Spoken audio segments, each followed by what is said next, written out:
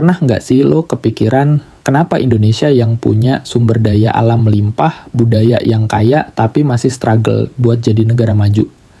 Gue juga penasaran, makanya gue tanya ke Meta AI, dan jawabannya jujur bikin gue kaget. Jadi gue nanya ke AI, apa yang jadi kendala terbesar Indonesia? Dan boom, jawabannya banyak banget.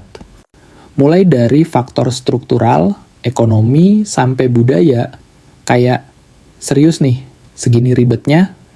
Nah, di video ini gue bakal bahas satu-satu jawabannya plus solusinya. Jadi, kalau lo yang peduli sama masa depan negeri ini, stay tuned.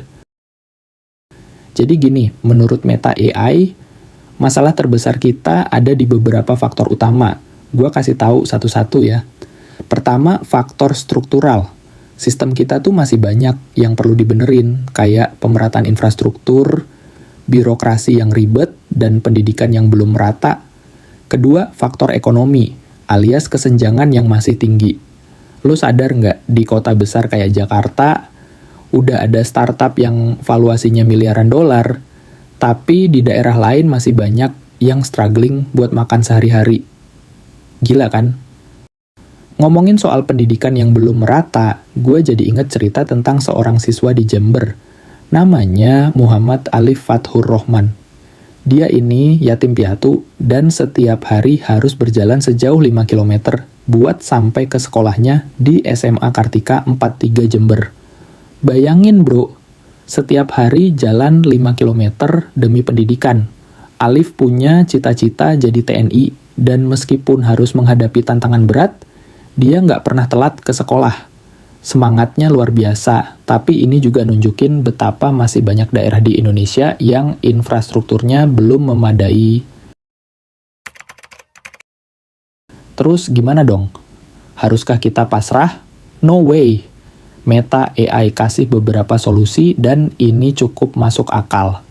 Ada reformasi struktural, reformasi ekonomi, sampai reformasi kultural. Intinya, sistem pemerintahan harus lebih transparan, pendidikan harus lebih merata, dan mindset kita sebagai masyarakat harus berubah. Nah, pertanyaannya, realistis nggak sih buat diterapin? Apalagi sama kita-kita nih yang masih muda. Jangan skip dulu, karena di bagian selanjutnya gue bakal spill gimana negara lain berhasil keluar dari masalah kayak gini. Oke.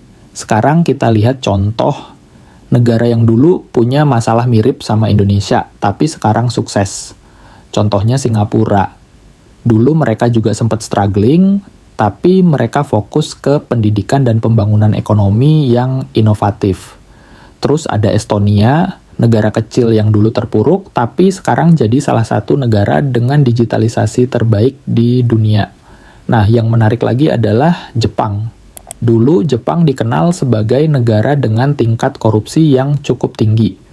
Tapi sekarang mereka berhasil jadi salah satu negara dengan tingkat korupsi terendah di dunia. Salah satu kuncinya adalah budaya malu yang kuat di masyarakat mereka. Orang Jepang sangat menjaga integritas dan kehormatan sehingga tindakan korupsi dianggap sangat memalukan dan berdampak besar pada kehidupan sosial pelakunya. Selain itu, Jepang juga menerapkan sistem pendidikan yang menanamkan nilai-nilai kejujuran dan disiplin sejak dini. Hasilnya, mereka berhasil membangun masyarakat yang berintegritas tinggi dan pemerintahan yang bersih.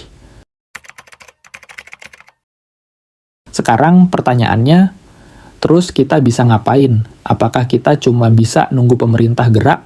Nope. Kita bisa mulai dari diri sendiri. Kita harus lebih kritis, melek digital, dan aktif berkontribusi buat kemajuan bangsa. Jangan cuma jadi penonton, tapi jadi pelaku perubahan. Jadi, gimana menurut lo?